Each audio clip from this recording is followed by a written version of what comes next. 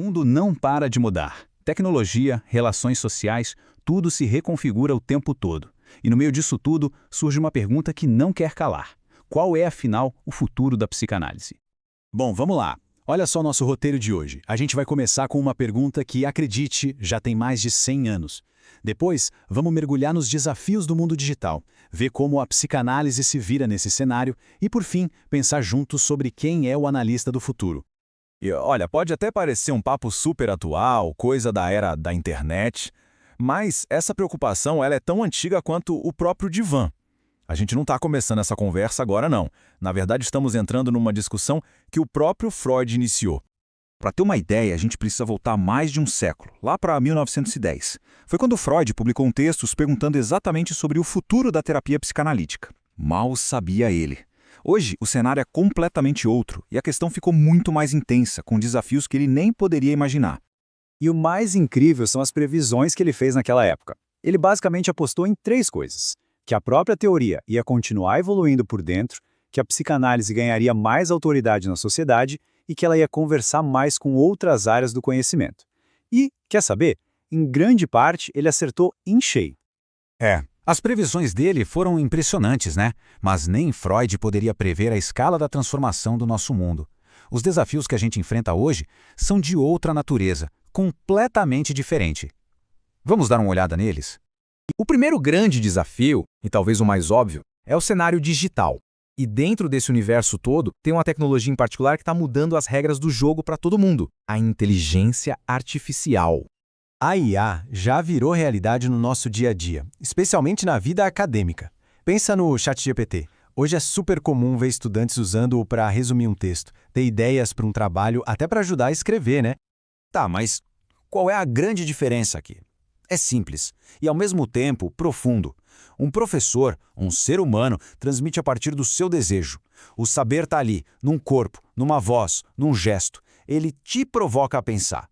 Já a IA, ela te dá respostas prontas. É um algoritmo, sem corpo, sem paixão e, claro, sem aquele erro humano que às vezes ensina tanto. E essa percepção vem dos próprios estudantes. Olha só essa fala, que foi tirada de uma pesquisa e resume tudo. Dá para perceber que não tem alma. Um texto de um ser humano diz algo sobre ele. É isso. É sobre essa marca única, essa coisa que não dá para substituir, que a psicanálise sempre se interessou. E essa busca por respostas rápidas, eficientes, que a IA oferece, na verdade ela é só um sintoma de algo bem maior na nossa sociedade. Porque a tecnologia é só uma parte de um desafio muito mais fundo, a desvalorização da nossa subjetividade num mundo que parece querer nos transformar em objetos. Tem um conceito para isso: coisificação. É basicamente o processo de tratar gente como se fosse coisa, uma mercadoria. Já parou para pensar nisso? A gente vira dado, perfil de consumo, número de performance.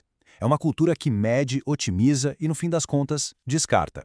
Isso tudo gera o tal mal-estar contemporâneo, né? Que tem várias caras. Primeiro, essa cobrança maluca por performance, por glorificar o eu. Depois, a busca por soluções rápidas, a medicalização para tudo, toma um remédio que passa. Tem também uma certa pobreza simbólica, um foco total no agora. E, claro, os laços sociais ficam mais frágeis. Nesse jogo, falhar não é mais só um tropeço, vira quase um atestado de fracasso existencial. Diante disso tudo, a psicanálise foi muito desafiada por outras áreas, como a neurociência. Chegaram a decretar o fim dela, dizendo que a ciência do cérebro ia enterrá-la de vez. Só que aconteceu o oposto, e eu adoro essa metáfora do psicanalista Christian Dunker. A psicanálise retornou como um zumbi canibal disposto a comer o cérebro dos neurocientistas. Ou seja, ela não só sobreviveu, como voltou com tudo mais pertinente do que nunca.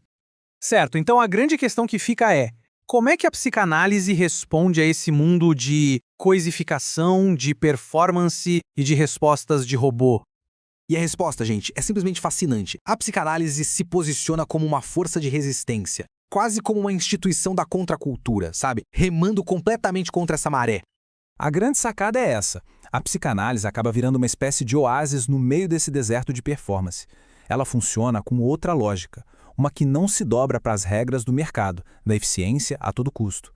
Ela vira um espaço de subversão, onde o sujeito, com toda a sua complexidade, finalmente tem um lugar para aparecer. E como ela faz isso na prática? Basicamente por 3 caminhos. Primeiro, inovando no jeito de se comunicar, ficando mais acessível. Segundo, mantendo um diálogo crítico com a ciência, que hoje até corrobora muitas de suas intuições. E terceiro, que talvez seja o mais crucial de todos, defendendo com unhas e dentes a singularidade de cada um. E aí vem uma ironia muito boa, né? A mesma internet que trouxe o desafio da IA também virou uma ferramenta incrível para popularizar a psicanálise, especialmente aqui no Brasil, onde ela encontrou um espaço gigantesco online, saindo daquele mundinho acadêmico e chegando em muito mais gente.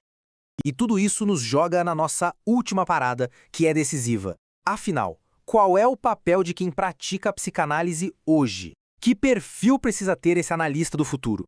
Olha, é alguém que, antes de tudo, sustenta o não saber, que não te dá uma resposta pronta igual a um algoritmo. É alguém que bate o pé contra essa lógica da performance.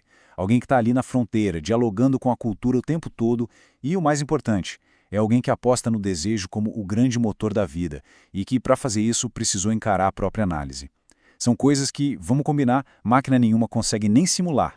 No fim das contas, o ponto central é este. O futuro da psicanálise parece estar justamente nesse equilíbrio delicado. De um lado, ser fiel aos seus pilares, o inconsciente, a transferência, a ética do desejo. E do outro, ser capaz de reinventar a prática para os desafios de agora, mas sem nunca, jamais, abrir mão da sua ética.